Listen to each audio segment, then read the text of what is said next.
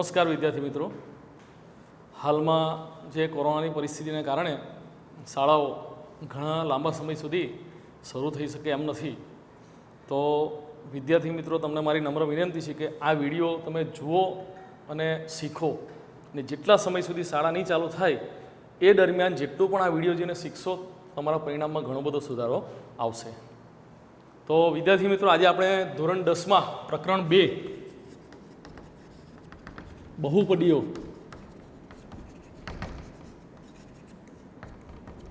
પોલિનોમિયલ્સ આનો આપણે અભ્યાસ કરીશું. ધોરણ 9માં આ ચેપ્ટર તમે શીખી ગયા છે. અહીંયા થોડું આપણે વધારે કંઈક નવું શીખીશું. હવે આ ચેપ્ટરનો જે ગુણભાર છે, તો બોર્ડમાં અમારી 6 ગુણનો પૂછાય છે, જેમાંથી 2 ગુણનો એક પ્રશ્ન આવશે, એક 3 ગુણનો પ્રશ્ન આવશે અને 1 ગુણનો એક હેતુલક્ષી પ્રશ્ન આવશે. હવે હેતુલક્ષી જે પ્રશ્ન છે, તો એમાં 9મા ધોરણની બાબતોને ધ્યાનમાં લેવી જરૂરી છે કે 1 ગુણમાં 9મામાંથી પણ આવી શકે છે. એટલે આપણે અત્યારે શરૂઆત 9મા ધોરણના કેટલાક મુદ્દાથી કરીશું. તો સૌથી પહેલો મુદ્દો આપણે લઈએ છીએ, બહુપદી એટલે શું? ભાઈ, બહુપદી કોને કહેવાય? તો એકચ્યુઅલી બહુપદી એટલે ચલ એક્સની અથવા ચલની ઘાતના સ્વરૂપે રજૂ કરેલી બૈજિક અભિવ્યક્તિ. અને બીજી રીતે કહીએ તો એક કે એકથી વધુ પદો હોય, એક કે એકથી વધુ પદો હોય જેમાં એક જ ચલ હોય, એને આપણે બહુપદી કહીશું. એકચ્યુઅલી બહુપદીમાં 2 ચલ બી આવી શકે છે, 3 ચલ બી આવી શકે છે. અહીંયા આપણે માત્ર એક ચલ બહુપદીનો અભ્યાસ કરીશું. આના કેટલાક એક્ઝામ્પલ લખું છું. x² + 5 વર્ગમૂળમાં 2x + 3 x² - 5x² + 3x + 2 વગેરે ચલ એક્સમાં બહુપદીઓ છે. હવે મને ખબર કેવી રીતે પડે કે આ બહુપદી છે? તો એના માટે આપણે જોઈશું બહુપદીનું પ્રમાણિત સ્વરૂપ.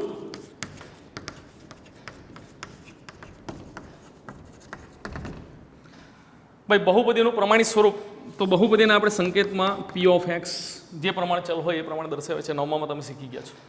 તો p of x = an x નો n ઘાત, an - 1 x નો n - 1 ઘાત, an - 2 x નો n - 2 ઘાત, a1x વત્તા a0.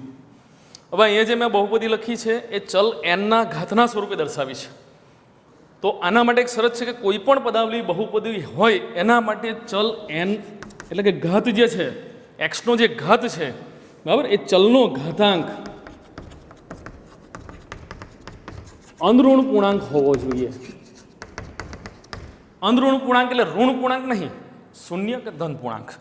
એટલા માટે હું n બિલોંગ્સ ટુ પૂર્ણ સંખ્યા w લઈ શકું છું. n બિલોંગ્સ ટુ w એટલે પૂર્ણ સંખ્યા 0 1 2 3 4.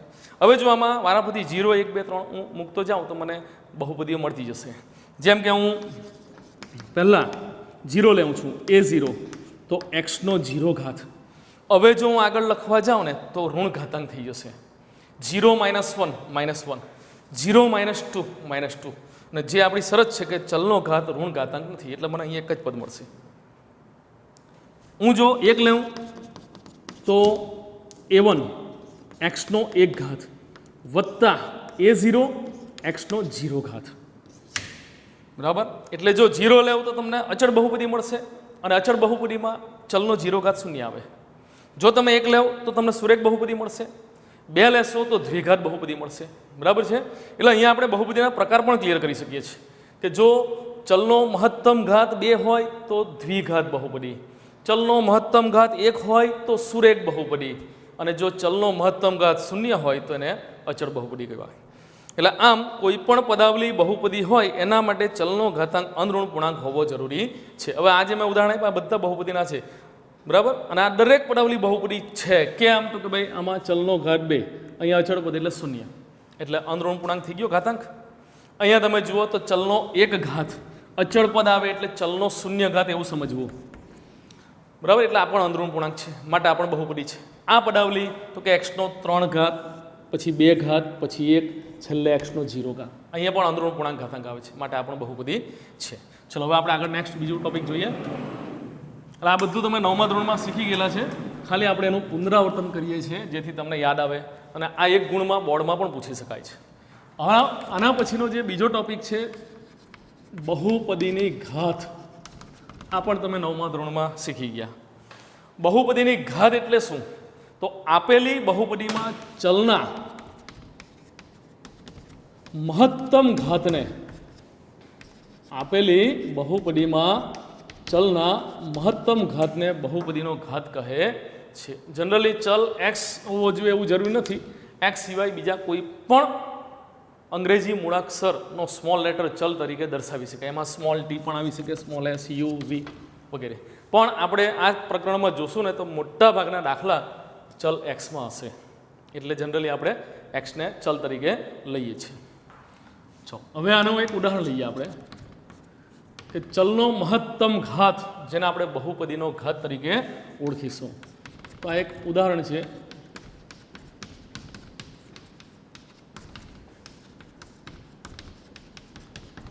આ બહુપદીની ઘાત જણાવો. આ બહુપદીની ઘાત કેટલી? તો એમાં મહત્તમ ઘાત ધ્યાનમાં લેવાનો છે, પણ અહીંયા મારે સાદુરૂપ આપવું પડશે કે ઘાતનો ઘાત બંને ઘાતાંકનો ગુણાકાર. 8મા ધોરણમાં તમે પ્રાકૃતિક ઘાતાંકના નિયમો શીખી ગયા કે જ્યારે ઘાતની ઉપર બીજો ઘાત હોય તો બંને ઘાતાંકનો આપણે ગુણાકાર કરી શકીએ છીએ. એટલે x નો 6 ઘાત વત્તા 5x નો 4, 6x નો ઘન ઓછા 3x ઓછા 7. હવે અહીંયા તમે જુઓ તો ચલનો મહત્તમ ઘાત કેટલો દેખાય છે? 6. માટે હું લખી શકું છું બહુપદીની ઘાત 6. ચલો આના પછીનો ટોપિક. તો આવા ઘણા બધા એક્ઝામ્પલ તમે ક્લિયર કરી શકશો. 1 માર્કમાં બોર્ડમાં પૂછી શકાય છે. હવે પછીનો જે મુદ્દો છે આપણો તે બહુપદીના પ્રકાર. તો એ આપણે ઘાતને ધ્યાનમાં રાખીને કરીશું કે ઘાતના આધારે બહુપદીના પ્રકાર કેટલા. તો મુખ્ય 3 જ પ્રકાર અહીંયા ધ્યાનમાં લઈશું. એક ઉદાહરણ લઉં છું 2x + 5.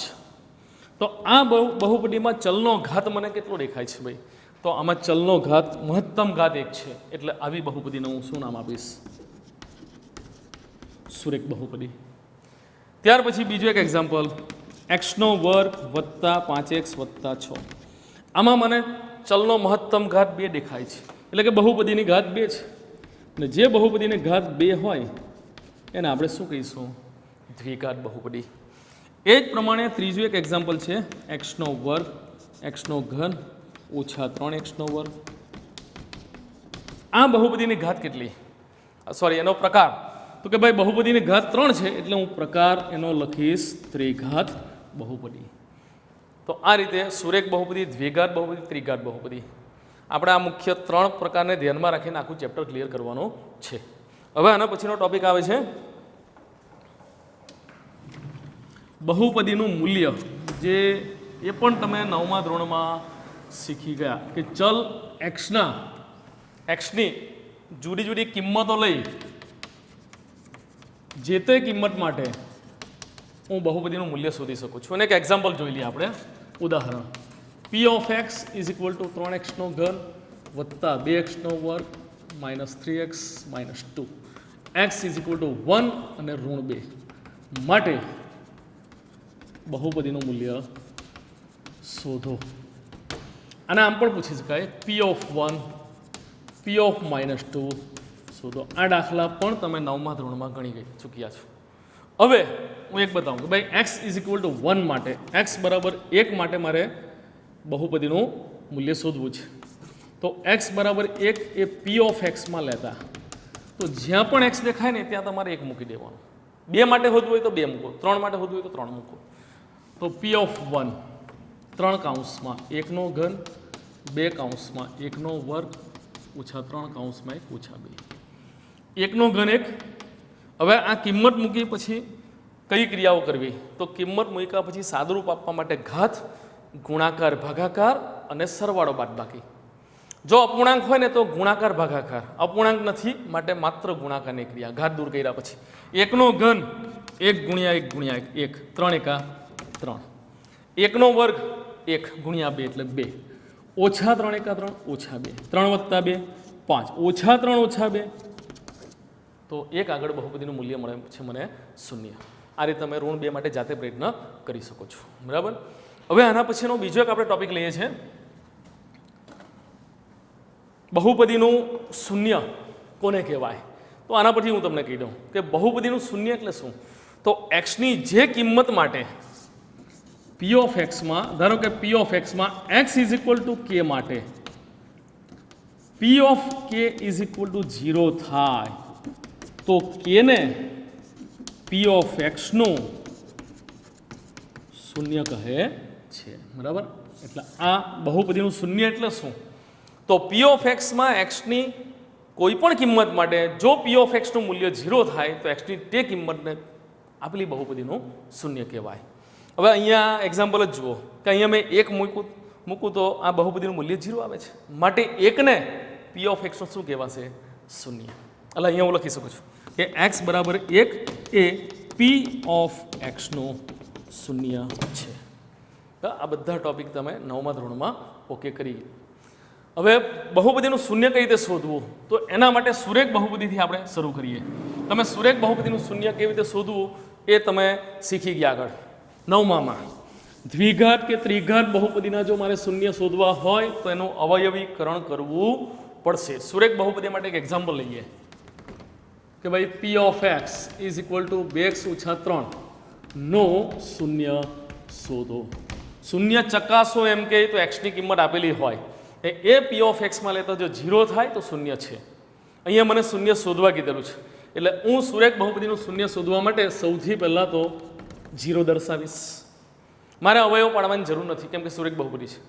જો દ્વિઘાત કે ત્રિઘાત બહુપદી હોય ને તો તમારે અવયવ પાડવા પડશે અને અવયવ પાડીને પછી દરેક અવયવને 0 દર્શાવી એક્સની કિંમત શોધી શકાય.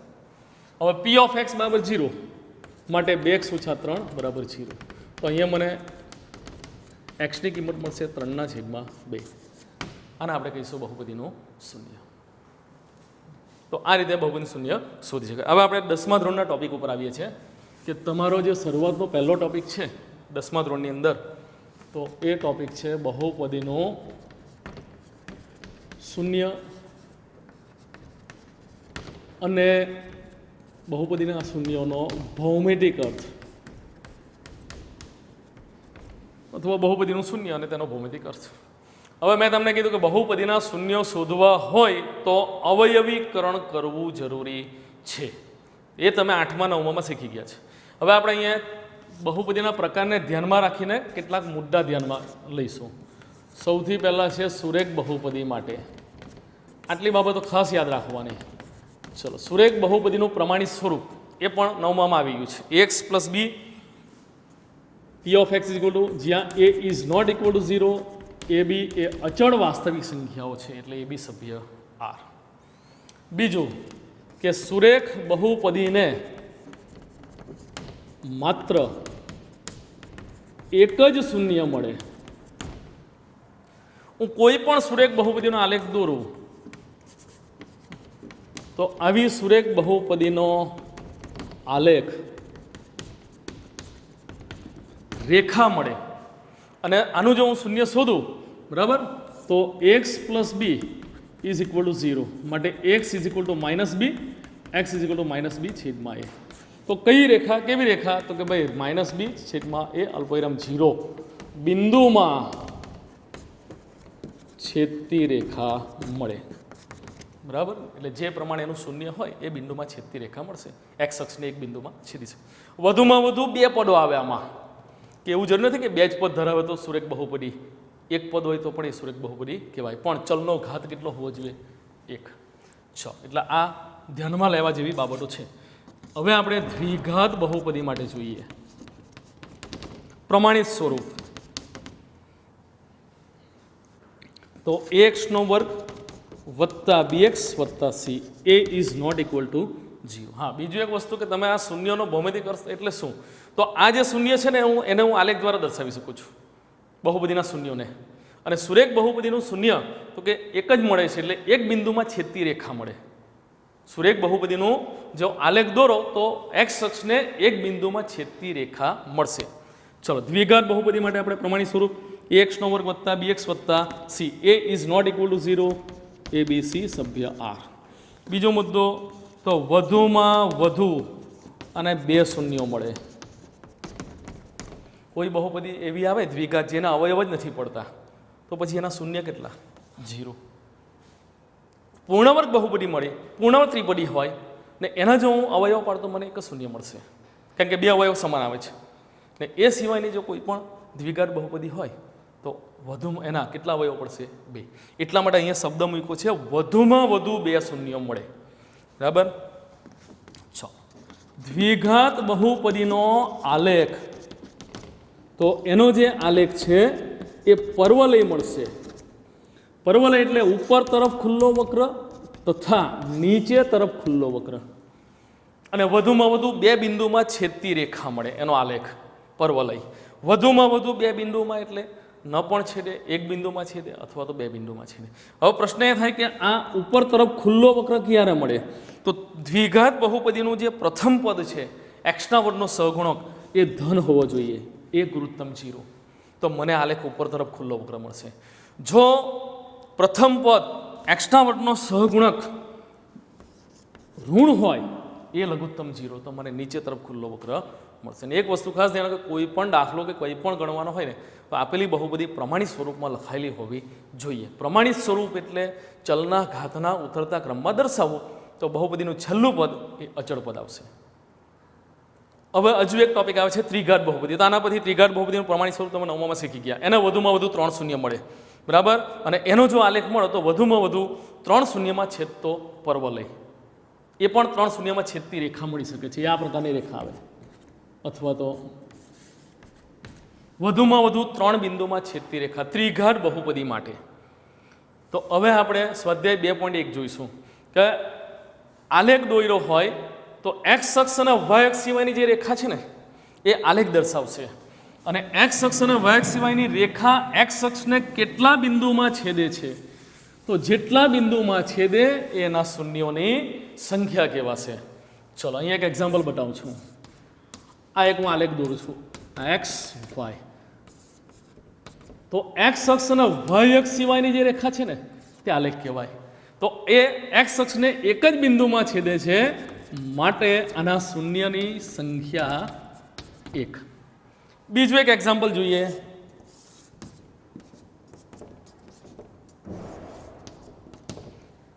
તો અહીંયા એક્સ અક્ષ અને વાય અક્ષ સિવાયની રેખા આડી અને ઊભી, એટલે એક્સ અક્ષ અને વાય અક્ષ, આડી રેખા એક્સ અક્ષ, ઊભી રેખા, તો એના સિવાયની જે આ રેખા છે ને એ એક્સ અક્ષને કેટલા બિંદુમાં છેદે છે? 2, માટે શૂન્યની સંખ્યા 2 લખી શકું છું. આ કોનો આલેખ છે એવું બી પૂછાય, તો દ્વિઘાત બહુપદી. આ કોનો આલેખ છે ભાઈ? કઈ બહુપદી? સુરેખ બહુપદી. એટલે આના પરથી તમને 1 માર્કનો આખો એક પ્રશ્ન મળી ગયો કે આલેખ દર્શાવેલો હોય ને શૂન્યની સંખ્યા લખો. તો આપણું જે સ્વાધ્યાય 2.1 છે ને, બરાબર, એ હવે તમે જાતે કરી શકો છો મિત્રો. તો આ મેં સમજાવ્યું, એના પરથી તમને સમજ પડી હોય તે પ્રમાણે તમે કરજો, તમને આવડી જશે. ઓકે, હવે આપણે નેક્સ્ટ ટાઈમ જોઈશું.